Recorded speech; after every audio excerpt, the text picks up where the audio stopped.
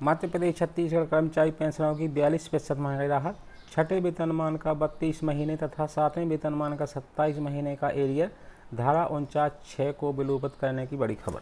मध्य प्रदेश और छत्तीसगढ़ राज्य की सरकारें मध्य प्रदेश राज्य पुनर्गठन अधिनियम 2000 की धारा 49(6) के छठवीं अनुसूची में दिए उपबंधों की गलत व्याख्या कर छत्तीसगढ़ मध्य प्रदेश के पेंशनरों के साथ पिछले 22 सालों से छलावा करती आ रही है।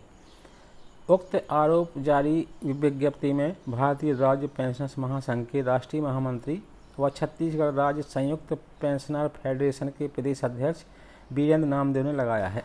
राज्य पुनर्गठन अधिनियम की धारा 49 मध्य प्रदेश और छत्तीसगढ़ की सरकारें अपने अपने पेंशनरों को पेंशन देने के लिए छठवीं अनुसूची में दिए गए प्रावधानों के तहत दायित्वाधीन बनाती है। धारा 49 और छठवीं अनुसूची की पांचों कंडिकाओं तथा पांचवीं कंडिका की दोनों उपकंडिकाओं में कहीं भी नहीं लिखा है कि केंद्र सरकार द्वारा घोषित महंगाई राहत डीआर छत्तीसगढ़ अथवा मध्य प्रदेश सरकार अपने पेंशनरों को देने के लिए दोनों राज्य सरकार की स्वीकृति प्राप्त करने के बाद जारी करेगी, लेकिन आपसी सहमति के नाम पर केंद्र के समान 42% महंगाई राहत को लंबित रखे हुए हैं। धारा 49 और छठवीं अनुसूची में दिए गए प्रावधान केवल इतना चाहते हैं कि मध्य प्रदेश और छत्तीसगढ़ सरकार पेंशन भुगतान का दायित्व अपनी जनसंख्या के अनुपात में उठाएंगी। धारा 49 में दिए गए प्रावधानों के तहत दोनों राज्य सरकारों ने पेंशन शेयर को भी तय कर लिया है, जिसके अनुसार मध्य प्रदेश सरकार 76% और छत्तीसगढ़ सरकार 24% के अनुपात में शेयर करेंगे। दोनों सरकारें वित्तीय वर्ष की समाप्ति पर अर्थात 31 मार्च को अपने अपने शेयर का समायोजन करेंगी, मगर छत्तीसगढ़ और मध्य प्रदेश दोनों सरकार राज्य के पेंशनरों को महंगाई राहत देने के लिए पिछले 22 साल से राज्य पुनर्गठन अधिनियम 2000 की धारा 49 और छठवीं अनुसूची में दी गई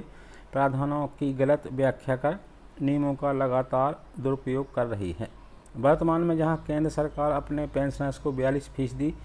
महंगाई राहत दे रही है, वहीं छत्तीसगढ़ और मध्य प्रदेश सरकार 33% महंगाई राहत ही दे रही है।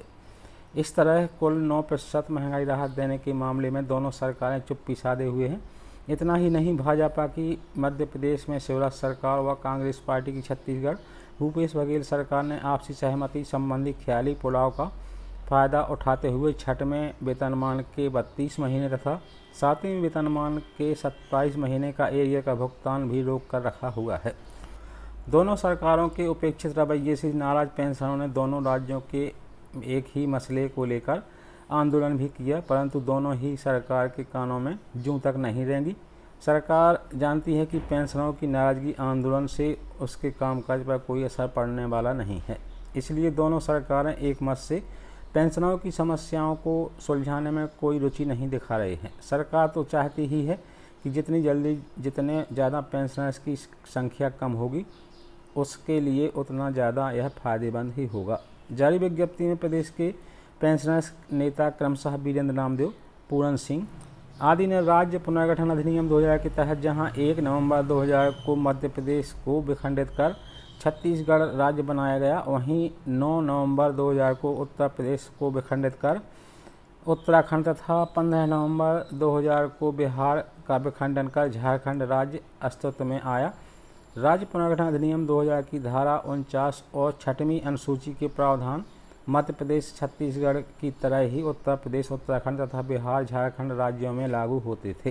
परंतु मध्य प्रदेश छत्तीसगढ़ के बाद अस्तित्व में आए राज्य उत्तर प्रदेश उत्तराखंड और बिहार झारखंड ने राज्य पुनर्गठन अधिनियम 2000 की धारा लागू रहते हुए भी अपने अपने राज्य के पेंशनरों की देनदारियों का निपटारा स्वतंत्र रूप से कर रहे हैं, जबकि 22 साल बाद भी मध्य प्रदेश और छत्तीसगढ़ राज्य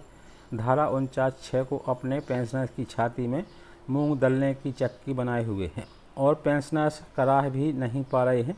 और चुपचाप सरकार को कोसने के लिए सिवाय कुछ नहीं कर पा रहे हैं। तो साथियों, जान के पसंद आई वीडियो को लाइक करें, शेयर